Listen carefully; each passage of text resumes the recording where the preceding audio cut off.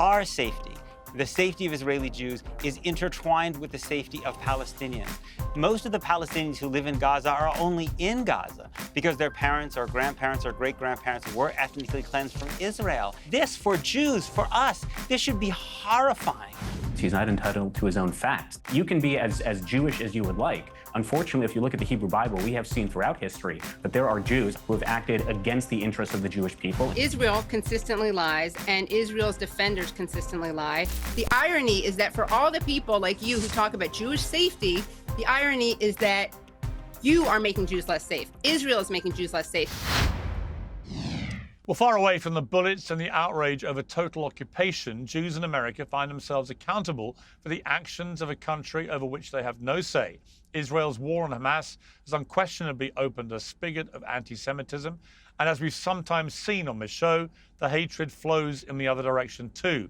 But American Jews are far from unanimous in their support for Israel or for Israel's war or what the government's doing in their name, as demonstrated in the recent exchange between Peter Beinart and Jon Stewart on The Daily Show. How is the world not stepping in Right. and stopping this atrocity? I don't understand this in any way, shape, or form. It's boggling my mind. It's worse than just not stepping in. It's our weapons that are enforcing this siege, that is enforcing this mass starvation. Well, what makes this conversation all the more important, of course, is that how Jewish America responds to this war could ultimately determine the future of the region, hopes for a two-state solution, and even Israel itself. Well, in a moment, we'll debate all this with a special all-Jewish, all-American panel. But first, I'm joined by Peter Beinart, author of Being Jewish After the Destruction of Gaza, and the Beinart Notebook on Substack. Peter, thank you very much indeed for joining me on Uncensored. Your interview with Jon Stewart, two Jewish men talking about this situation, was very powerful. It went viral. First off, what reaction have you had to it? I mean, I think American Jews and Jews around the world are very profoundly divided. There is a kind of a real crisis in many Jewish families where people are profoundly divided about this, and often along generational lines, often younger people versus older people. And the point I was trying to make, many of my closest friends, people I love, people in my own extended family, have a profoundly different view on this than me. I still love them, I still care about them, but what I try to say is, our safety, the safety of Israeli Jews, is intertwined with the safety of Palestinians. This starvation and slaughter, beyond being immoral, beyond being, to me, an offense against God, who sees all human beings as created equal in God's image, it's also profoundly dangerous for Israeli Jews who will have to live alongside the next generation of Palestinians in Gaza who have grown up seeing their parents and their families starved and slaughtered. Yeah. You know, it's interesting. We've been covering this from October the 7th onwards on Uncensored, and for a long time, I vigorously defended Israel's right to defend itself. I felt they had a moral duty to defend its citizens after what happened on that hideous day. But certainly this year, from the start of this year, leading to the blockade, leading to the daily horrific scenes that these lines of people, thousands of them, desperate for food, clearly very, very hungry, and getting gunned down as they line up, desperate for food. To me, this crosses every line of self-defense. And when you add in the rhetoric from people like Smodrich and Ben-Gvir, these hard right guys on the cabinet, when they talk so openly about a desire to cleanse Gaza of all Palestinians, you begin to think, is there a bigger thing going on here, which many feared might be the case, which is actually a form of ethnic cleansing, of removing all Palestinians from Gaza, from the West Bank? Yes, I mean, it pains me to say this, but I think that's correct. It's important to remember the context. Most of the Palestinians who live in Gaza are only in Gaza because their parents or grandparents or great-grandparents were ethnically cleansed from Israel in 1948. And I think that what happened on October 7th with that horrifying massacre, those war crimes that were committed by October 7th, is that Israel didn't know anymore how to live alongside Palestinians in Gaza, and it was not fundamentally willing, Israeli leaders, to face the underlying issue, the underlying core grievance which is that Palestinians lack freedom.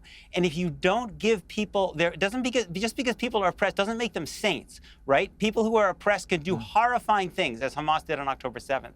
But they are subject to a structure of violence when you deny them their human rights. And because Israel wasn't willing to think about solving that core problem, it has moved towards the answer of solving the problem by mass expulsion of Gazans, which with an assist from Donald Trump. And this, for Jews, for us, this should be horrifying for us to see playing out in front of our eyes.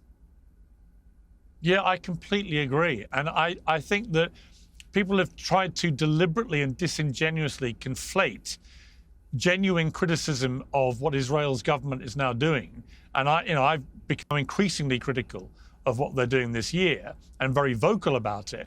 And immediately all the people on the pro-Israeli side who at the start of the war were cheering me from the rooftops for, supporting Israel's right to defend itself, suddenly I'm anti-Semitic, I'm a Jew hater. And it's been relentless bombardment on X and other social media platforms.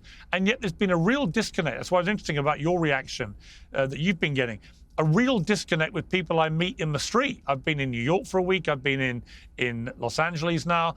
And I've only had Jewish people come up to me and some Israelis who've been thanking me for holding the government to account for what they're doing in their name. And for understanding what you have understood so clearly is that a lot of what is going on now will actually make lives less safe for Israelis and for Jews around the world, not safer.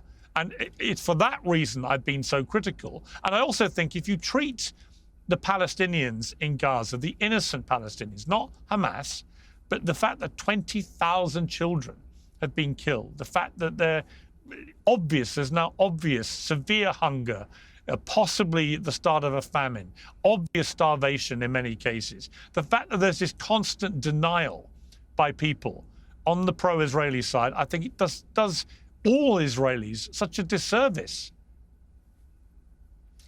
Absolutely. And I have to say, it's when I see people trying to defend the indefensible, the starvation and slaughter of an entire people, by invoking anti-Semitism, it really sickens me, to be honest. We as Jews, we have inherited a kind of a sacred legacy of the oppression and slaughter and genocide of our ancestors. And we need to treat it with grave care. That is a sacred legacy in which if you call someone an anti-Semite, you are associating them with some of the worst crimes in human history. You should not use that phrase lightly, and you should certainly not use it because you don't have any good arguments to use to defend the starvation and slaughter of children. Yeah, I completely agree. I think it's such a lazy trope to throw around. And and I try and argue with the people that accuse me of this. And I say, look, I can't be, as people tried to accuse me of being at the start of the war, a pro-Zionist and so on. And then I'm also apparently a Jew hater and anti-Semite. I'm none of those things. I'm someone who's tried to look at this war as dispassionately as possible, as fairly as possible, and tried to work out what is happening here. Today's show is brought to you by Oxford Natural, makers of the Optimum Day and Optimum Night all-natural supplements. Thousands of Brits and Americans are already taking them with incredible results. Optimum Day is designed to boost your energy and support weight loss throughout the day. Optimum Night helps you relax and get deep, refreshing sleep. And don't just take their word for it. Here are just a few of their success stories. England football legend Michael Owen lost 40 pounds. Robbie, the face of AFTV, dropped over 100 pounds. Linda, a top law firm executive, lost 50 pounds. And Anita, an immigration lawyer, shed 60 pounds. To watch their full stories and find out more, scan the QR code on your screen or visit oxfordnatural.com/Piers. And here's the best part. Use the code Piers, P-I-E-R-S, and get 70% off your first order. Get 70% off with the promo code Piers. I mean, one of the problems is the Israeli government's refusal to allow international journalists into Gaza now since the start of the war. A, it makes me think, well, what are they hiding? B, it makes it almost impossible to independently verify the atrocities that happen, and it makes it very, very easy, which may explain why they're doing it, for the IDF and for Netanyahu to deny any culpability for anything. Absolutely. It's such an important point, right? If Israel were really confident in the claims that it's making, that it never targets civilians, that it does everything it can to avoid targeting civilians and only hurting Hamas, that it's only Hamas's fault that people are starving because it's stealing aid, all of these claims we hear again and again and again. If you're confident in those claims, let the international media in and let them verify those claims. It doesn't suggest a lot of confidence in their own talking points that they won't allow the international media to check. No, I completely agree. There's some very interesting stuff in your book, but I wanted to pick out a couple of things to start off with. One, you say here, the Jews who suffered pogroms in the Russian Empire in the late 19th and early 20th centuries, and the Jews who faced genocide in Europe in the 40s, were members of a vulnerable minority living in countries that had long restricted their rights. The terror they experienced was inextricably bound up with the oppression they endured. In Israel, by contrast, Jews enjoy legal supremacy, and it's Palestinians who lack basic freedoms. Comparing October the 7th to the Holocaust or a pogrom ignores that fundamental difference. I thought that was so well articulated, because often I get thrown back at me when I try and criticize what Israel's doing now in Gaza with, well, what about the British in World War II?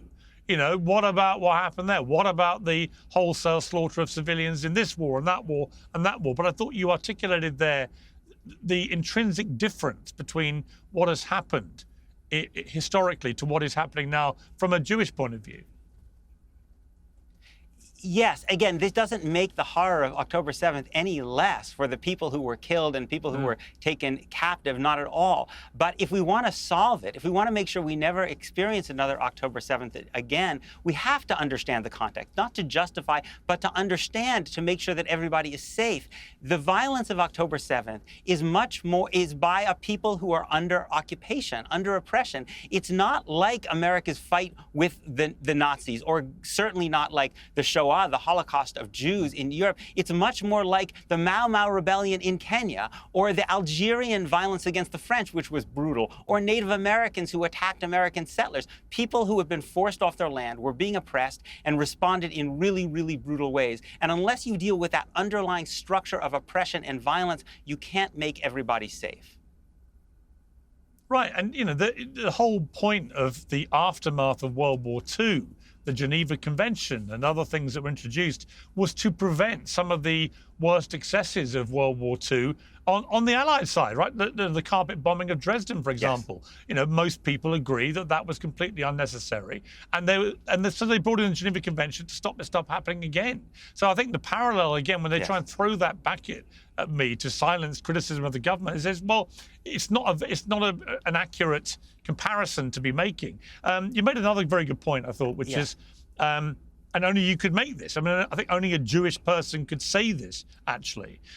You say in the book, we're not history's permanent virtuous victims. We are not hardwired to forever endure evil, but never commit it. That false innocence which pervades contemporary Jewish life camouflages domination as self-defense. It exempts Jews from external judgment. It offers infinite license to fallible human beings. Again, such an important point to make, because nobody is trying to, well, look, nobody with a rational mind is trying to deny what Jewish people have endured historically, not least in the Holocaust, or what happened on October the 7th. I mean, the scale of it was mind-blowingly horrific. 1,200 people murdered, 250 plus kidnapped, 7,000 more wounded. I mean, it was just on an unimaginable scale. But that doesn't mean that the Israeli government isn't now also perpetrating things which many people believe constitute war crimes. Yes, and look, we as Jews are fully human, and being fully human means nothing is alien to us. Is that we can be victims and we can be victimizers just like every other group of human beings. And you know, actually, our own sacred texts, the Hebrew Bible, Talmud, they actually make this point again and again and again. And in fact, there's nothing about having historically suffered abuse and violence and even genocide that means that you can't do it to other people, right? That happens, tragically, that happens throughout all the time in families, in human history. So we have to recognize about ourselves so we can actually guard against these tendencies, rather than always saying that every circumstance, even when the people of Gaza are suffering what's now widely being called a genocide, that we need to make this a story of Jewish victimhood. It's not. You write in the book, this book is about the story Jews tell ourselves to block out the screens. It's about the story that enables our leaders, our families, and our friends to watch the destruction of the Gaza Strip, the flattening of universities, the people forced to make bread from hay, the children freezing to death under buildings turned to rubble by a state that speaks in our name and shrug, if not applaud. And in relation to that, Peter, what do you say to many people who disagree with you, disagree with me, who say that because of the way that Hamas conducts this war, because they embed themselves in civilian territories, in closely, tight areas, it's a small area of land, Gaza, comparative to many wars. They embed themselves amongst civilians, they embed themselves in schools and hospitals and so on, and that the only way to take out Hamas is to do it the way that the Israeli government is doing it through the IDF, and that if you have a lot of civilian casualties as a consequence of that, then that is on Hamas, because they have shown such a willful disregard for the lives of their own civilians, which is indisputable. They have. They built a tunnel system where Hamas hid safely, and they exposed their civilians to mass slaughter. What do you say to that? Well, first of all, logic has failed on its own terms.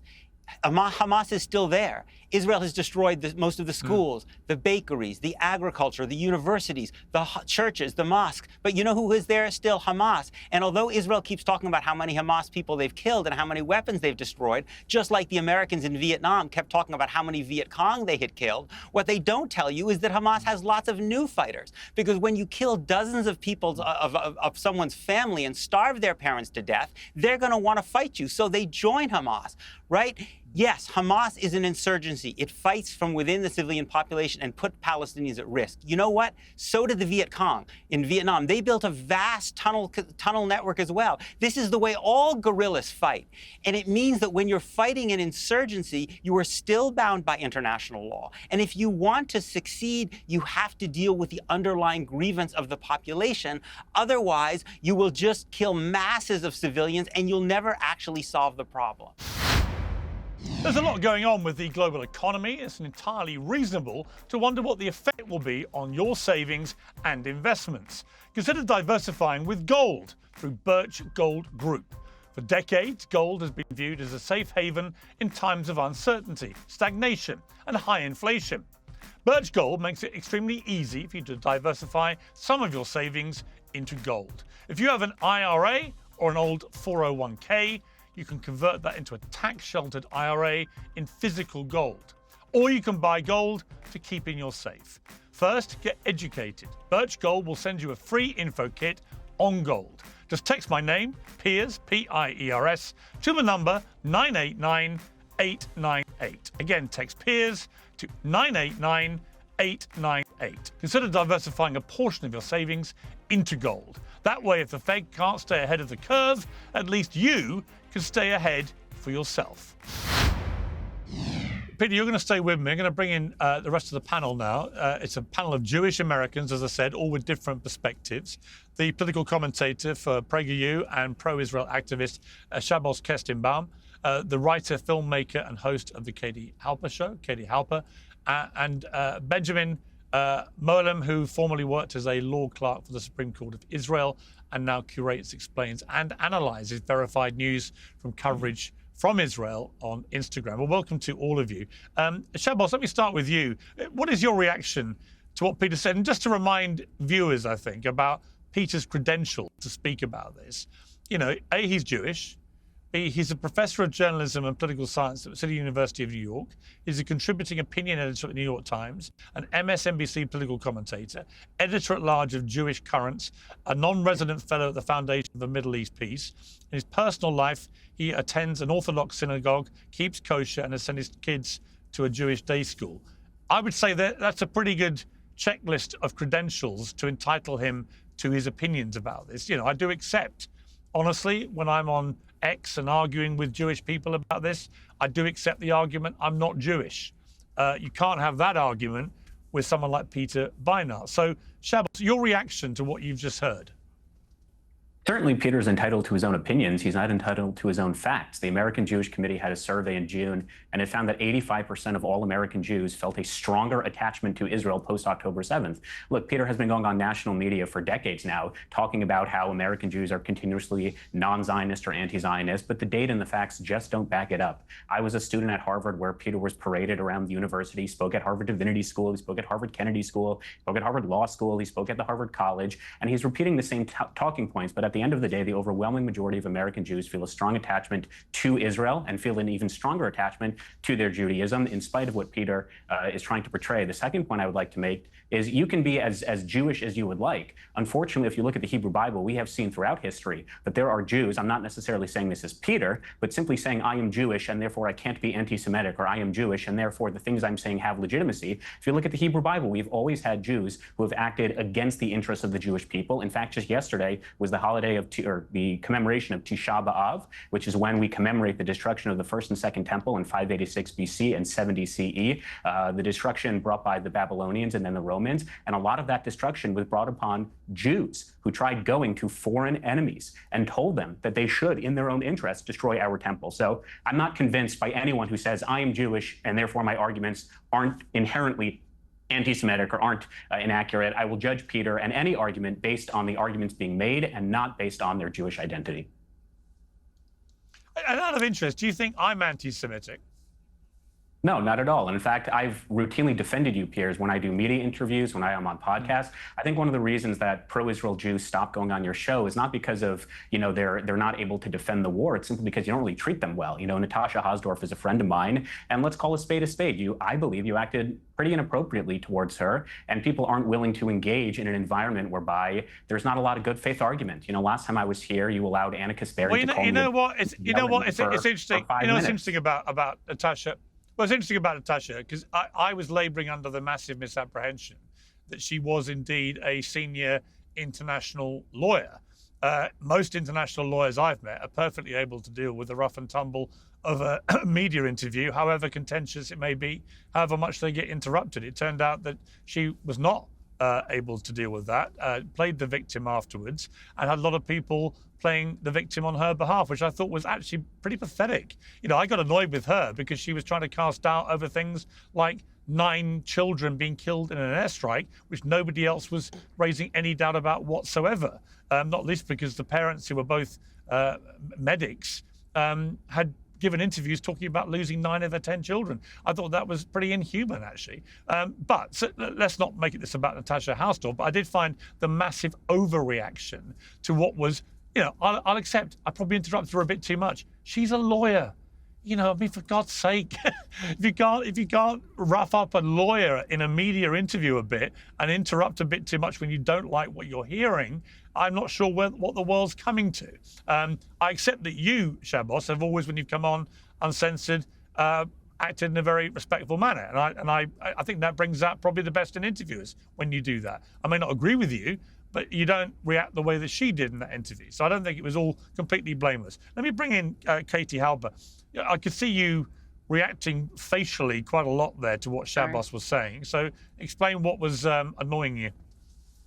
Well, I think that, there are a couple of things to bear in mind. One is that what Shabbos is doing is kind of typical talking points. So a couple of things to remember is that Israel consistently lies and Israel's defenders consistently lie because they don't have the facts on the ground and they certainly don't have the moral argument. And I think it's really rich for Shabbos to suggest that someone like Peter Beinart is perhaps an anti-Semite or a self-loathing Jew. And that's also a trick. I did not say that at all. Yes, you did. You said that you take them as what they say, and just because they're Jewish, you're not going to say they're not anti-Semitic or self-loathing. And I specifically said I am not using Peter as an example. I'm saying in general, I'm not going to assume that because someone's Jewish identity deflects criticism. So don't say that I called him an anti-Semite. I literally didn't. No, but you basically suggested that just because he's Jewish, he doesn't get a get out of jail free card, which is a fair enough argument.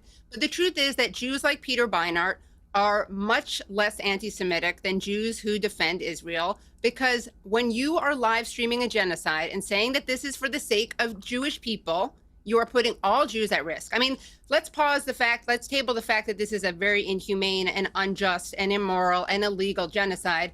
And that's not just me saying that. That's countless genocide experts. That's, Zionists who have been saying that. That's B'Tselem, the Israeli human rights organization, the Israeli Jewish human rights organization, B'Tselem, says it's a genocide. Physicians for Human Rights says it's a genocide. All of these Israeli organizations say it's a genocide.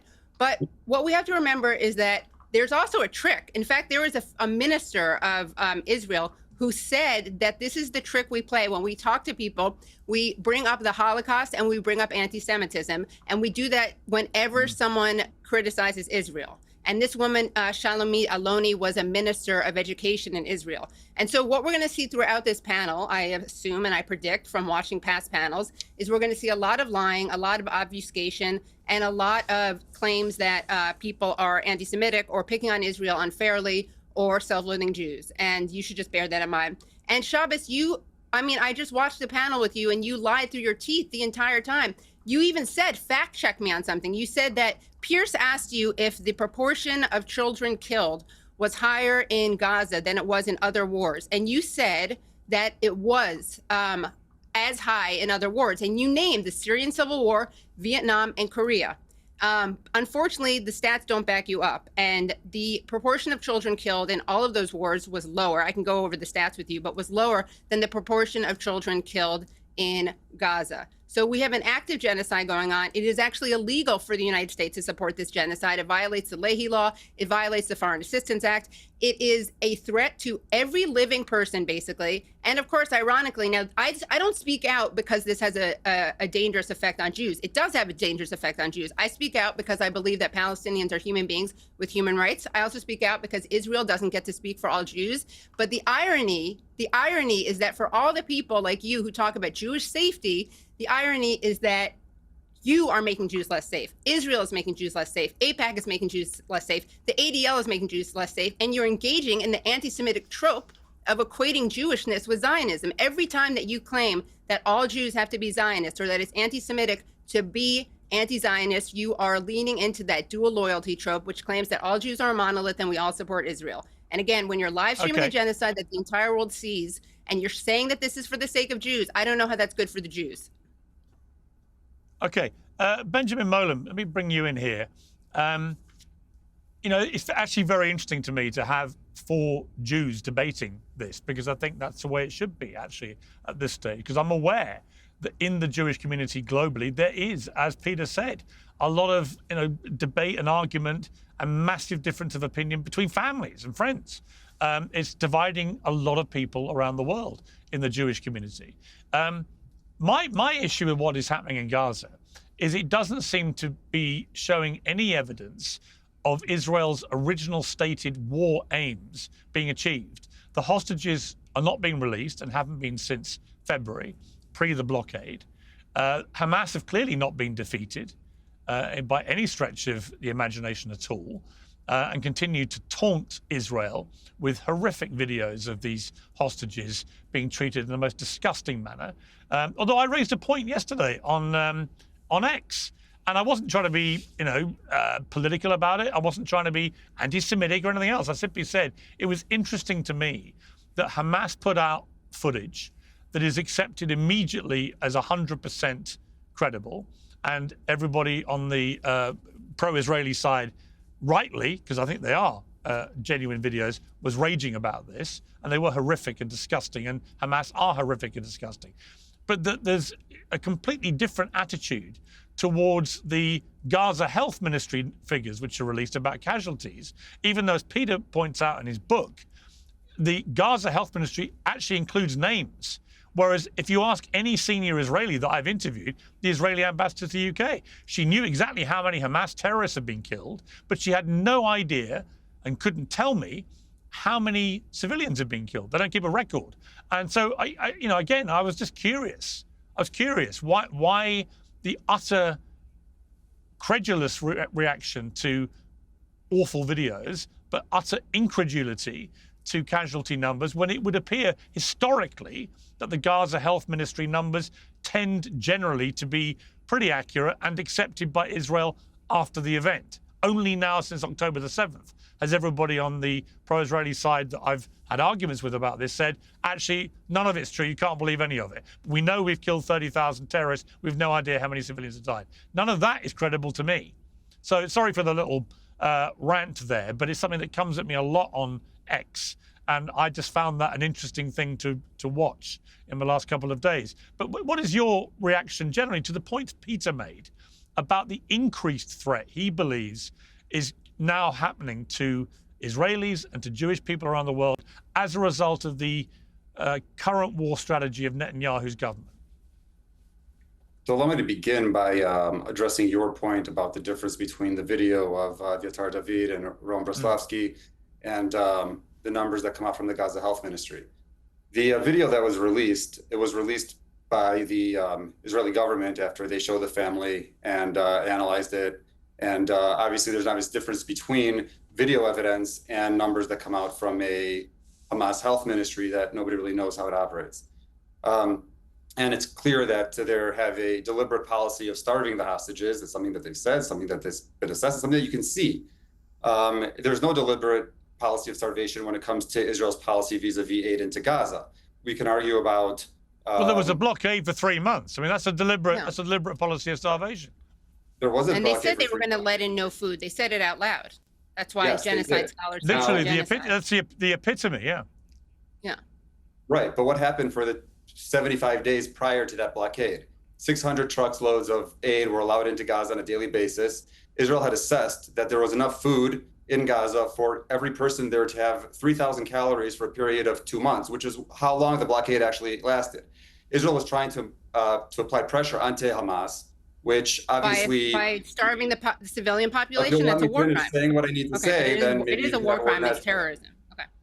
Okay. There was enough food in Gaza for everybody to be fed for 2 months, and that was the length of the actual blockade. Hamas stole all the aid, or I shouldn't say all the aid, much of the aid, and used that to fuel their war effort against Israel. And we know that to be a fact. Now, when Israel reopened the aid, they had set up the GHF, the Gaza Humanitarian Foundation system, in order to prevent Hamas from receiving that aid or stealing that aid. And we know that it was successful because one of Hamas's key demands in the negotiations over a ceasefire was that GHF be dismantled. Why would they want GHF to be dismantled? It's another method for bringing aid into Gaza. If they really care about aid in Gaza, why do they want How many people have been killed trying to get food from GHF? How many people have been shot and killed? I don't know how many people have been, and how do you know how many people have been killed? Hundreds. We know that from the Green Beret. What about Let me ask a question. Testimony? We know that over 1,000 people have been killed as they are in these big lines trying to get food, right? My question for you is, how many have Israel killed of the 1,000 plus who've died?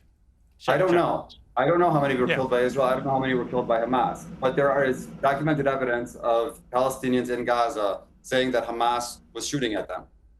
And Israel has acknowledged shooting to keep people away. I don't know if you've seen some of these videos, but you've got groups of a handful of soldiers, and you've got thousands of people coming at them. That puts them in danger, in a clear danger, and they're shooting warning shots, they're shooting at their legs.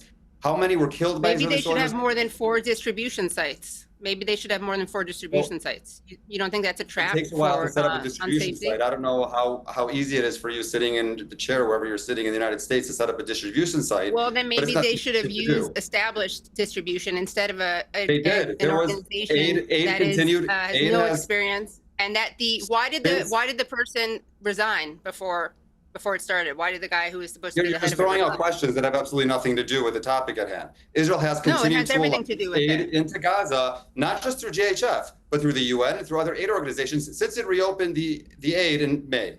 So there is multiple organizations distributing aid in Gaza. Hamas is stealing from the UN, is stealing from the other international aid groups, but not from GHF, which is why Hamas wants GHF dismantled. No, 2 Israeli officials have admitted that there's no evidence of Hamas doing that, by the way. And 170 NGOs and aid organizations have said that GHF needs to be dismantled. What's their ulterior motive? I think it's been a complete shambles. I think it's been a complete shambles. But Benjamin, do you believe that any Palestinian children are severely hungry? It would appear to be the case, yes. I see the same image as you do, and it's heartbreaking. But we have to ask ourselves, who's at fault for that? Israel. Who? Oh, really? So if on October 6th, and I'm going back in history, I know there are going to be a lot of questions going on, but let me finish what I have to say. On October 6th, there was a ceasefire. There were no hungry children in Gaza because there was plenty of aid going into Gaza, much of which was being stolen by Hamas from the get-go. Hamas spent... You guys said openly, the Israeli government said, we're putting the people of Gaza on a diet. You calculated the exact number of calories required to survive. That's not exactly letting in enough food or aid. That's called a siege. Well, let me bring Peter in now. Let me get Peter to respond to this. Gaza, 3,000 calories a day. Let me ask Peter. Enough. Why did they say we're putting them on a diet? Let me ask Peter about this. Okay, sorry, Peter, go, yeah. All right, let me ask Peter about this. Peter, this is the problem, though. This is why I feel so incensed about the refusal to allow international journalists into Gaza, because everything can be denied. You know, we know 1,000+ people have been killed in these food lines. We know from all the independent reports that have come out of this that it's highly likely the majority have been killed by the IDF, right? And the IDF's excuses for it get ever more ridiculous. They're always launching an inquiry, launching an investigation, firing in the air, firing warning shots, and then you see a lot of footage which contradicts that. But the bottom line is, if you had independent media there, they could verify these things quite quickly, as they do in other war zones.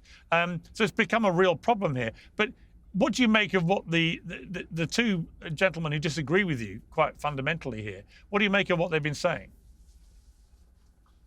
I mean, I think Shabbos and Ben are completely sincere in their beliefs, and I think they believe that what they're arguing for is in the best interests of our people, and I think they care passionately about the Jewish people. I really believe that. Their views are very familiar to me. They're the views of people who I care about and love.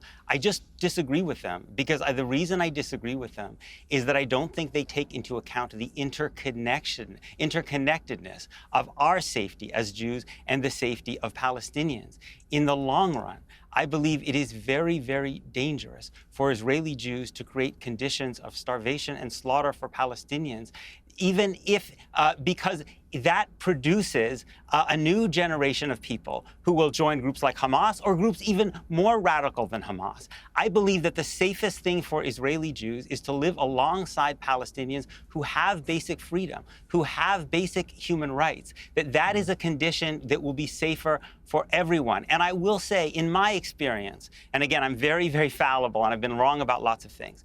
In my experience, the Jews who spend more time with Palestinians as human beings, the Jews who have had more deeper relationships with Palestinians as human beings, the Jews who have spent more time actually seeing with their own eyes what Palestinian life is like under Israeli control, are more able to understand that. Yeah, Shabbos, your body language has not been particularly positive listening to a lot of this the last few minutes. Do I detect you're not entirely in agreement? Well, first of all, we just finished a 25-hour fast for Tisha B'Av, so go easy on me. What I'll say is this. Okay. Me too, by the way. What is in the best interest of the safety of the people of Israel is what is in their best interest. They should not be lectured by American Jews like me and Peter. I think the biggest threat to Israeli Jews right now is the fact that Hamas continues to fire rockets into Israel, is the fact that there are hundreds of thousands of Muslim and Christian and Jews and Druze citizens who can't return to their homes in the north, is the fact that while it is true the Iranian nuclear facilities have been delayed quite substantially, still Iran has not let up with their goal of developing nuclear weapons. So Israel should not take into account what Peter and I say. Israel is a strong Western country that should do what is in their best interest of Israel, in the same way the United States should do what is in the best interest of the United States. What I will say on a broader lens is when it comes to the data, when it comes to the facts, the overwhelming majority of American Jews continuously state that a strong attachment to Israel is central to their Jewish identity. And that has nothing to do with political Zionism. It has nothing to do with Bibi Netanyahu. It has to do do with the fact that, as I mentioned yesterday, the entirety of the Jewish experience rests on the fact that we have, as a central physical location, a land in which we base our Jewish identity. We can only do roughly 2/3 of all the 613 commandments because we do not have a temple in the land of Israel. Almost the entirety of the Jewish calendar revolves around things that happened in the land of Israel. In fact, there is a positive command right now for Jews to be living in the land of Israel. When we pray 3 times a day. In the thrice daily prayers, we talk about the return to Zion dozens and dozens and dozens of times. And this is not a new thing. We've been praying for the return to Zion for 2,000 years. When we pray, we face Jerusalem. So to negate the core attachment that Jews have to the land of Israel is to negate Judaism itself. You cannot separate Jews from Zion. And why do all these Orthodox Jews oppose Zionism? Hang on. Let me finish the point. Sorry. A lot of what Shabbos... Hang on. No, Peter, that's not how it works. You have to let me finish the point, and then you can tell me why I'm wrong. But you can't tell me I'm wrong before I finish the point. Oh, I thought you had. Go ahead. You're already wrong. Go ahead. Katie, you can't say I'm wrong. No, go ahead, Shabbos. Go ahead. 3 times a day, which I assume you don't. If you would pray 3 times a day, you would notice that in our prayer books, we mention Zion dozens and dozens and dozens of times. Yeah, you know what else? You know what the Torah mentions? You know what the Torah mentions 12 times is the orphan and the widow, protecting the orphans and widows. But for people like you, you think the Torah says it's creating orphans and widows, apparently. So spare me the lecture on morality based on the text. Right. Can I jump in, Shabbos? And then you can tell me why I'm wrong. Let Peter respond. No, you got to let me finish the point, and then you respond. Here's the point. Political Zionism, I agree with you, is different than Judaism and the ethereal return to Zion. People can criticize the state of Israel. In fact, I'm very proud of the fact that I drove 4 hours from New York to D.C. 2 years ago to protest Bezalel Smotrich. If you've ever been to Israel, it is a national pastime to criticize the Israeli government. I'm involved in Jewish activism and have been my entire life. I do not know of a single Jew on planet Earth who will tell you that it is anti-Semitic to criticize the Israeli government. So we are not conflating the return to Zion with the political state of Israel. What we are saying is what happens in the land of Israel matters. Almost the majority of the Jewish people live in Israel. So obviously the Jewish diaspora will care about what happens in Israel because our brethren all live there. And when they are under assault, we want to protect them. Okay, Peter. There's a lot in what Shabbos says that I agree with him. I do agree that a connection to what we call the land of Israel is an essential part of Judaism. I do agree that a sense of solidarity, that Jews are responsible for one another, very much including the Jews who live in the state of Israel, is central to what it means to be a Jew. I entirely agree. But the text that Shabbos and I both read and study and revere were mostly written before the creation of the state of Israel. There's a distinction between a connection to the land and a connection to the people and the connection to a state that was built in 1948. And we have the right to question whether the political system of that state, is not ordained by God, right? And I believe that my Judaism starts with the understanding that Torah doesn't start with the Jewish story. It starts with universal human beings created equal in the image of God. And so when I think about the political system that I favor, whether in Israel, Palestine, or the United States, or anywhere else, my foundational belief is that it should treat people equally under the law, because that is the political expression of the theological principle in Judaism that all human beings are created equal in the image of God. Okay, Benjamin, final word with you, and then I'll ask Katie as well. What should Donald Trump be doing now? Because many people believe that the Arab League intervention several days ago, in which they were calling for Hamas to be dismantled, was significant. Should Trump be doing more to bring this war to an end? Well, it depends what you consider to be more. Now, in Israel, there is a healthy debate over where Israel should go from here in terms of, should it prioritize the return of the hostages or should it prioritize the destruction of Hamas? Both are legitimate perspectives, in my opinion, and that's pretty much the perspective you would get in Israel as well. The question is, and there are questions for both sides, how could you leave aside the issue of the hostages versus leaving aside the issue of the future danger of allowing Hamas to remain intact? Now, one thing you don't hear from the international critics of Israel when it comes to the continuation of the war is, well, what about Hamas? Hamas is sitting pretty. It's benefiting from its weaponization of the citizens in Gaza, of the Palestinian people in Gaza, and the world is handing it rewards. one of the members of the Hamas Politburo last week, Ghazi Hamed, who was speaking to Al Jazeera, he said that if it wasn't for the October 7th attacks, we would be nobody would be paying attention to us. And now we're getting recognition from Western countries. We've been able to manipulate the world into believing that Israel is a pariah, or turning Israel into a pariah, as a matter of fact, because of our actions in Gaza. And this has not been good for Israel, but nobody is paying attention to what do you do with Hamas. Keir Starmer, your prime minister, probably made the most boneheaded announcement where he said that he would recognize a Palestinian state in September on the condition that Israel ends the war, which incentivizes Hamas to sit back, do absolutely nothing, not agree to a hostage deal, because they're going to get recognition from the United Kingdom come September. The world needs to stop rewarding Hamas for what it is doing to Gaza, not just to the people of Israel, but what it's doing to Gaza as well. Israel has a very difficult task.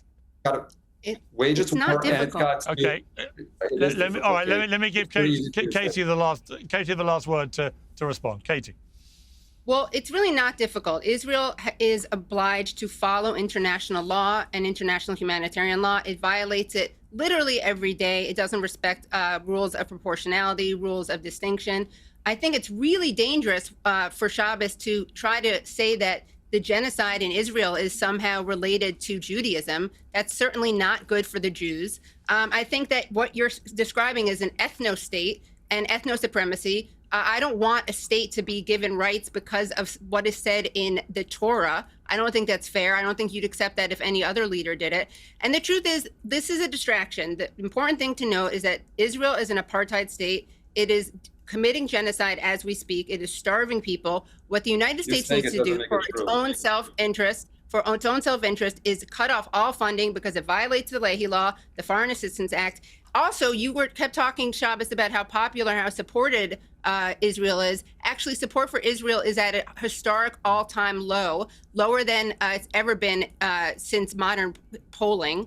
And that's because they see what Israel's doing. Everyone sees it. They see the children with their arms blown off. They see the children who are getting amputations without anesthetic. And they see that Israel is also not just doing this, but celebrating. I mean, why are the IDF wearing the lingerie of the women who they ethnically cleanse? Why are they taking selfies of themselves in front of exploded universities and mosques? That is sick. And why do the majority of Israeli people actually support ethnic cleansing, not getting rid of Hamas? And also, no one mentioned the fact that Hamas has already agreed to give up political power. So if that's what this was about, then you would be negotiating. Israel has freed far more hostages through negotiation than they have through military actions. I believe the ratio is around 8 to 140.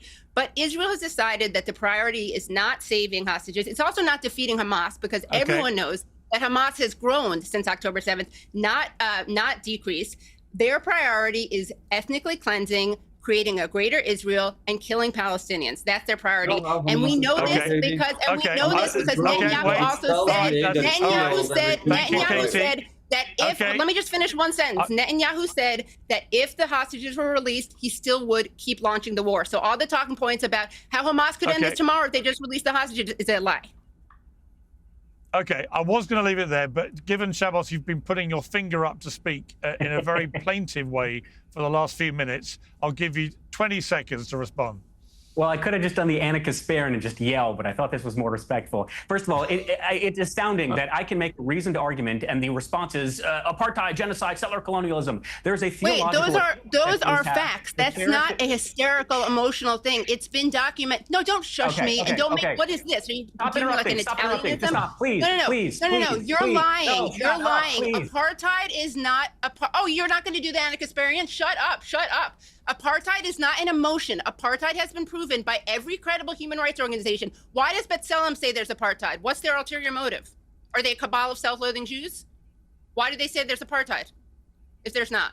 Why is settler colonialism? It's remarkable what did Jabotinsky say about Israel? He said natives always resist colonizers, and he was talking about Israel. It is a settler colonial project. It is a genocidal project, and that's why you can listen to former heads of Mossad who say it's genocide.